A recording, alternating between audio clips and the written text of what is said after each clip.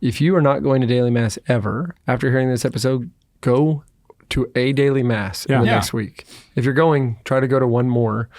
If you're going every day of the week, try going twice on Sunday. I'm just trying to. It's the Mac challenge. Yeah, like you want to be a Mac daddy? You can do more. You can do more mass. Oh, you can do mas. You can do mas. That's the mas challenge. Your brain went, oh. Went all the way there. We saw the light bulb. Mas.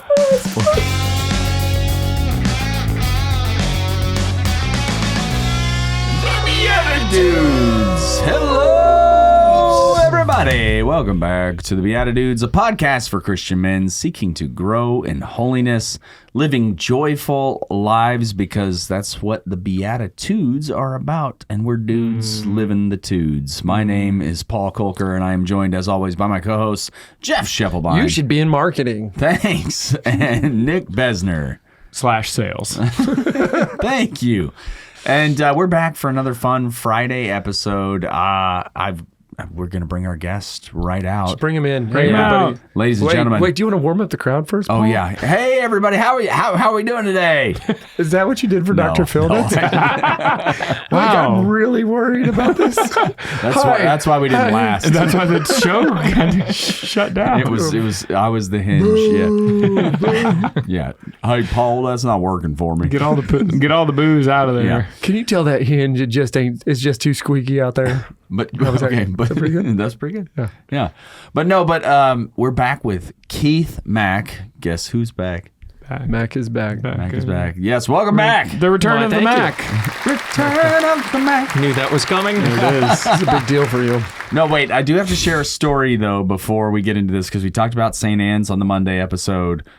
Go share, like, and subscribe. That episode is phenomenal. I mean, subscribe to us, but share and like that episode. You know what I'm saying. You can like St. Anne's, too. Also like St. Yeah, Anne's. subscribe there. Yeah, subscribe. Give a donation. Or, get baptized. Subscribe to the faith. Oh, yes. But Enter the holy water. so, no, but I met you in the narthex there at St. Anne's. Yes. And we were talking, you mentioned that you had watched the BeatiDudes, and I remember you suddenly got this faraway look in your eye, and you were like, yeah, some of the things Jeff says on that show. What? Has come to fruition. Yeah. Thank you. Now, Thank you very much. Now you're living it. Yes. Well, but, let me ask you a question, though. yeah. Like, have you ever been with me outside of the show? Yes. Is it any different? No, it's not. No, It's like, not. It's authentic. It's okay. Fraternity. If it's, I mean, it's authentic. Yes. Jeff puts the authentic into authentic fraternity. I am the whole word. No one ever said, "Hey, make sure when you're on the show, be somebody you're not." Nobody said that. No. Yeah. no. This is all Jeff. I do think that our editor Pietro finally came to terms with the fact that he was just editing the show and now he works here, and so he's like, "Oh, this is just like a thing. How it goes. This is like, yeah. Is this an on-air personality? no, it's Yeah. stream of consciousness, Holy Spirit. Blessed. And I can't say it ever fails me because it's not my plan. Touche. Yeah. That's like There a you go. total cop out. Right? No, okay. Hold on. I'm gonna tell on my brother a little bit, but this is a fun phrase that he uses. If any of his brother priests or like seminarians, when he was in seminary, if they would say something to him about what he was doing or whatever, he'd be like, "Well, I am what I am by the grace of God."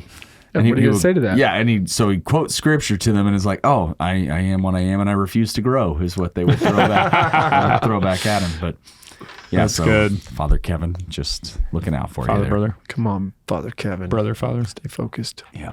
Yeah. Keith, you are, first of all, you brought us these incredible rosaries on show number 1 called Monday Show. It hasn't been titled yet. And you are a man of great faith. You're a leader in faith. You have, first and foremost, been with your own walk, but then also a leader for your family, like leading a holy family, I would call it. Can you talk to us about, like, what are the things that your family does, traditions, your interactions with the sacraments as a family, or prayer or rosary or anything? I'd love to hear it so that we can just do whatever you do. Yes. Model. So that has changed over the years, depending on season of life. But we have 6 kids. 3 are now out of the house. So that's, things change just when one is out at school or wherever. The balance of the house shifts a little bit. But one of the things, I mean, obviously the most important thing is getting to Mass. I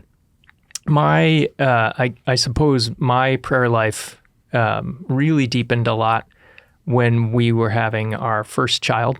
I grew up Catholic, but, we would say grace at dinner and didn't really pray a whole lot otherwise. I went to Catholic school, but this was in the late 70s and the 80s, and their, let's say, religious formation was not what it is in some of the places that I see now.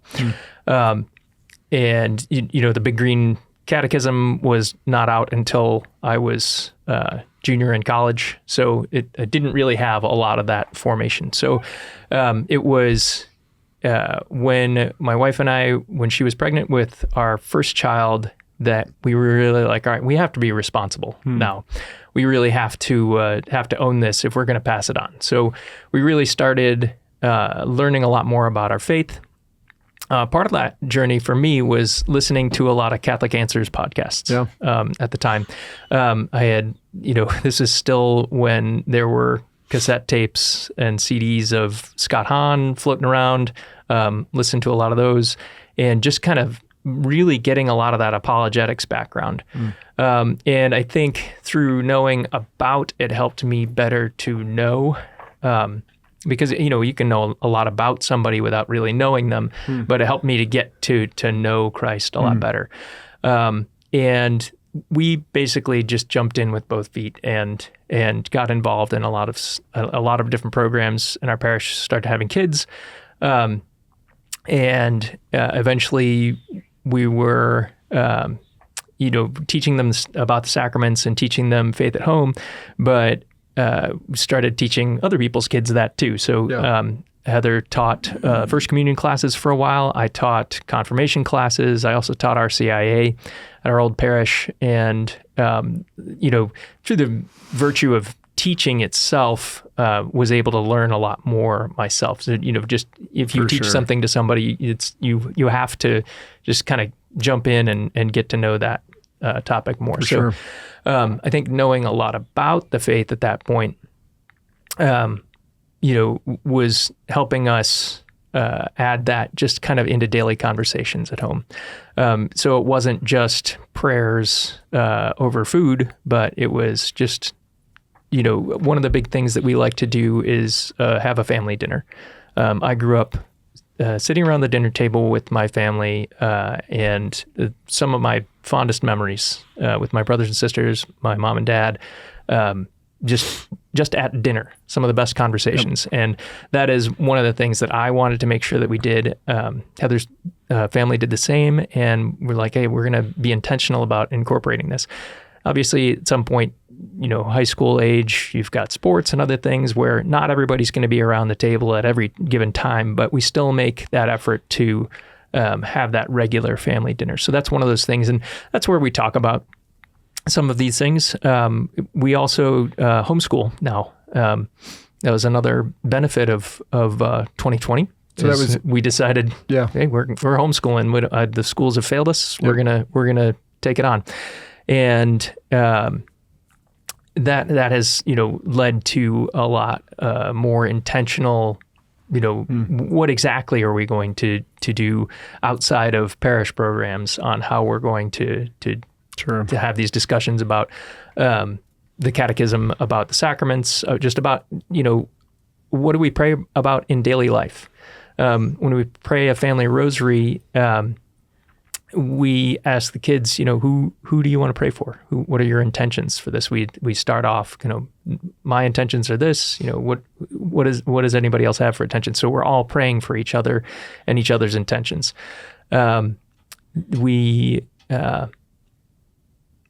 No, I'm getting off track on. No, it's a lot of stuff. So there is a lot there, but it's just kind of, it's a lot of building blocks, I guess, is what I was going for in that, we've, since I was, this is 20 years ago, 25 years ago, we're really kind of jumping back into the faith and getting to know everything better. I think once you fall in love with something, then that you just kind of knew. It's like I knew it was right, and I knew it was there, that I never doubted God. I never was away from the church, but I never was really like all in. Yeah, you got to cross that bridge at some point. Exactly. And like, there's a little bit of like, don't just say it, pray it. Like, live this thing. Don't just say you live this thing, because living it's going to be a better model.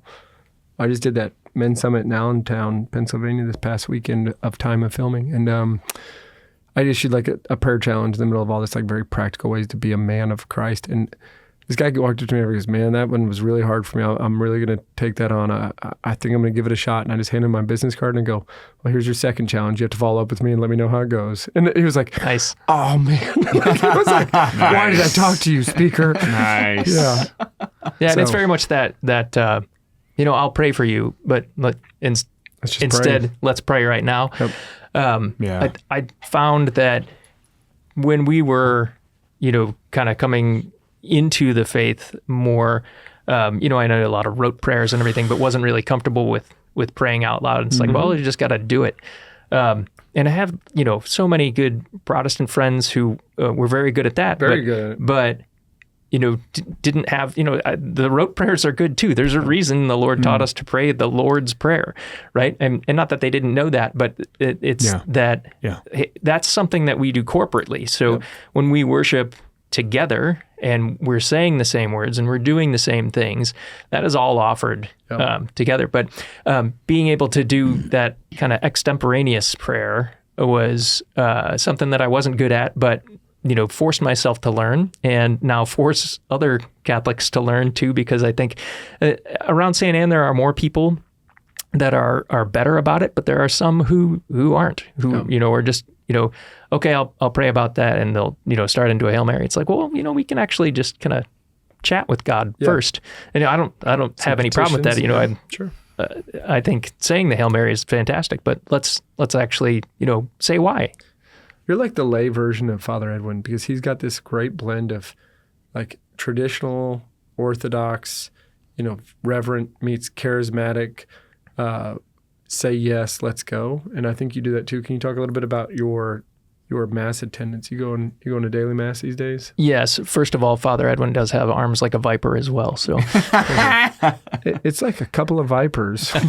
There we go. See, that's the way to say it, though. What is it? Boas. You said you got arms like a viper. What he's like? Is that this show? That was the last show. That was last show. Yeah. Oh, you guys have no idea. If you're just a Friday listener. Yep. So yes, I go to daily mass. So daily meaning every day. And we talked a little bit about the Latin mass last show. So my wife and I love to go to the Latin mass on Sundays, but our kids are not as big of fans, and we respect that. And we wanted to make sure that they were involved in their faith and not resenting it. So we said shortly after we were coming here, it's like, hey, if you guys go and get involved in, we called it the youth group because we didn't know it was called MSM and HSM at that point. But if you get involved in the ministries, and then I'll take you to the 4:30 Mass, which is right before that. And so we've been doing that since. So my wife and I go to Mass together whenever we can. I had started actually after the first men's summit at St. Anne. I always thought, it'd be really nice to be a daily mass goer. I always thought I saw all these people who went to daily mass that were regulars.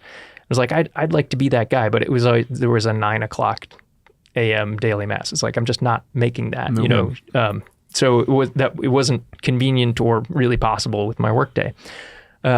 But now I don't have any excuses because there's a 7 a.m. I could go down to Cistercian for a 6:30 if I need to. Yep. There's all types of mass times around here, and being able to actually walk to St. Anne to go to mass, which I don't do as much as I should, but having that to be able to go to mass daily, not have to worry about do I have to get to work or anything. I just it's half an hour. It's an easy ask to go. Then I can get on with my day. And so that's St. Anne Monday through Friday? Monday through Saturday, yeah. Okay. So I start my day in prayer and then go to Mass. 1,000 push-ups. Makes things, nope, not 1,000 push-ups. Usually 2,000, vipers. 2,000. We can talk about working out later if you want, but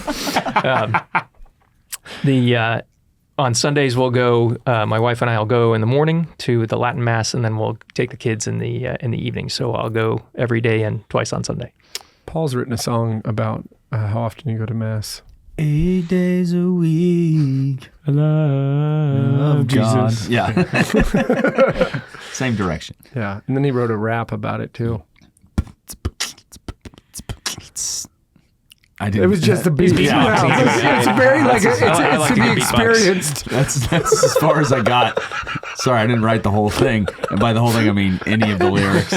But you got like what I would call a foundation. For sure. Just like going to daily Mass is a foundation. So Foundation you of go to faith. Mass 8 days a week.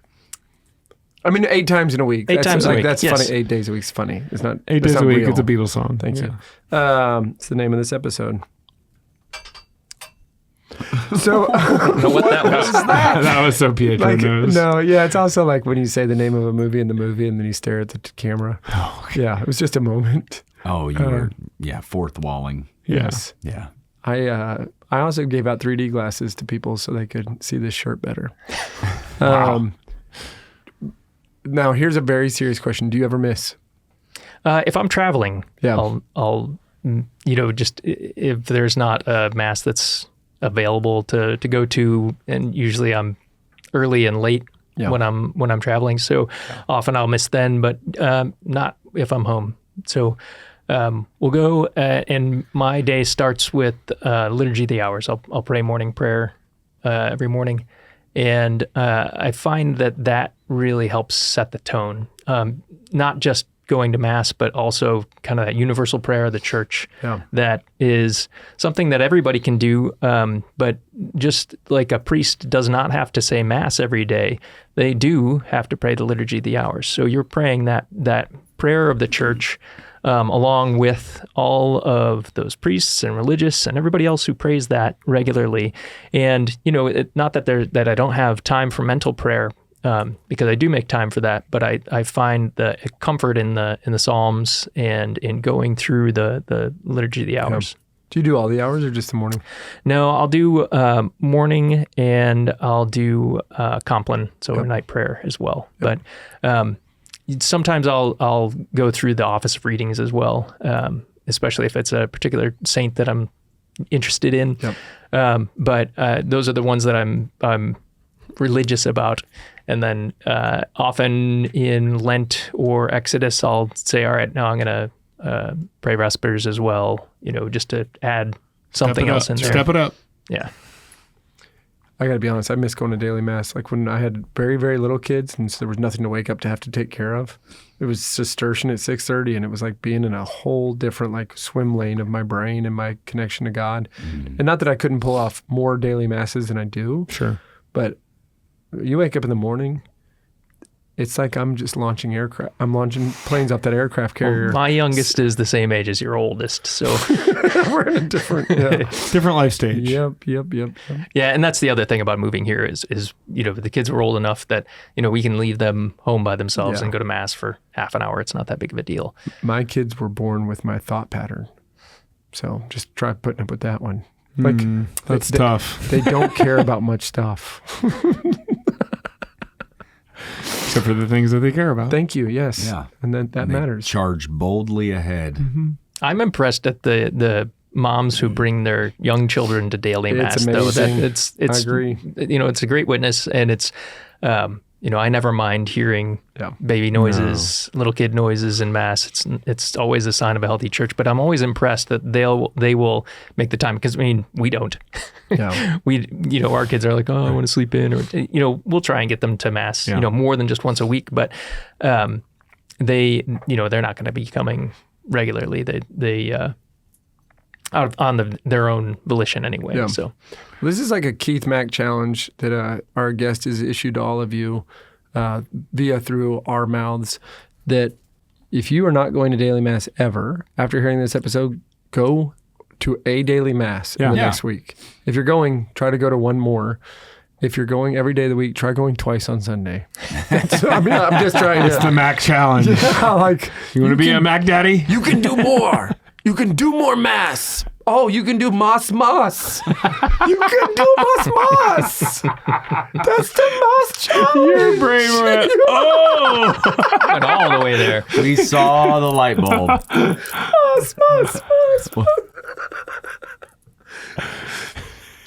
You know that's good, Keith. You can't. Come on. No, it's good stuff. This is why he keeps coming back to clicking the button on his phone. He wants to listen to this. The problem is, in like 2 months, somebody's going to come up to you and go, mas mas. What are they talking about? What is this? Yeah. You can find out on versojobs.com. Yeah, go get a real job. That's what they're saying to you, Jeff. Or a job that fits with the mass schedule for the day. Yeah, at versojobs.com. Yeah. It's funny. I will hear, an episode. Obviously, it comes out later, and every once in a while there will be something from that episode that sparks some synapse, and I'll send a meme to Nick. He's like, what is this? I'm like, wait a second. Yes, got it. Does anybody understand what Keith means by this? What was today's episode? Yeah. Luckily, the editor now sits nearby, and so we can always be like, hey, did we say anything that sounds like this? And he's like, yeah, you said mas mas. So dumb. Wow. You've blessed us. Keith, you're not, yeah. Thank you. Yeah. Well, this was a lot of fun. You're not dumb. You're not an idiot. You're awesome. Yeah. That's what we like to tell our guests. That's how we sign off. It's a good way to sign off. Hey, just want you to know you're not an idiot.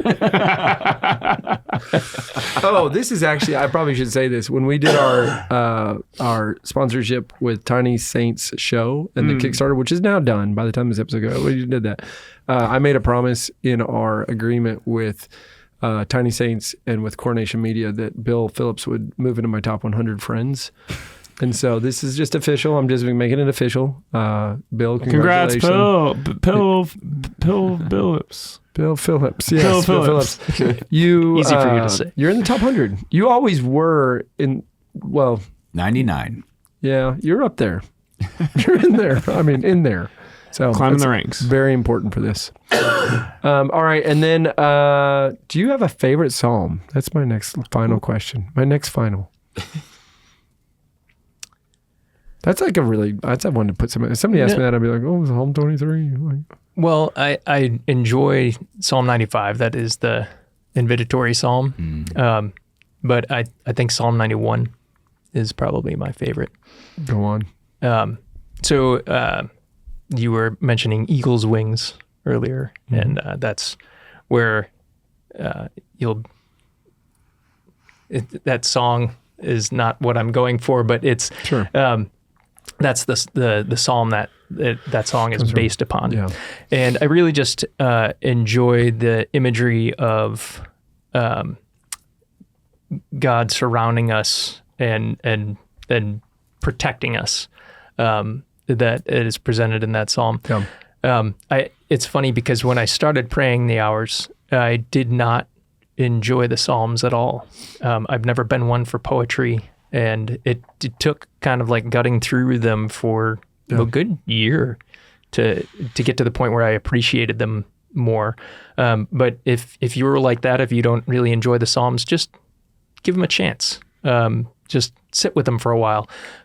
Read about them. There's a book by, I think it's John Bergsma, Bible Basics for Catholics, and he's got Psalm Basics for Catholics. Cool. It's just like these little stick figures, and he tells kind of how they're grouped. That's a really helpful way to know kind of when, what the time frame for those psalms was, and it helped kind of frame everything to know where and when these were taking place. Yeah. So the second challenge from Keith, I'll do this in song form for you. Perfect. All Keith is saying is give psalms a chance. That's all you need. When you sing them, you don't have to dance. Yeah, you got it, everybody. No, liturgical dance is not high on my list of things that I like to do. No. Well, there goes the closing of our show, I suppose. I knew he would. I knew he would agree with that. All right, Paul Polonius. Nick, why don't you? You got something clever? Oh, I thought I just did something pretty Oh, good. then okay, back to Paul. Well, yep. See you later. We'll see y'all in the the dance that we call life. And for the rest of you, we will See you in the Eucharist. Garth Brooks. God bless. Thanks for tuning in. If you'd like to join us at our undersized table, subscribe to the video version of the show on YouTube by typing @ that's the symbol @ so shift and 2 on your keyboard, @ the _ BeatiDudes on YouTube. We'll see you there.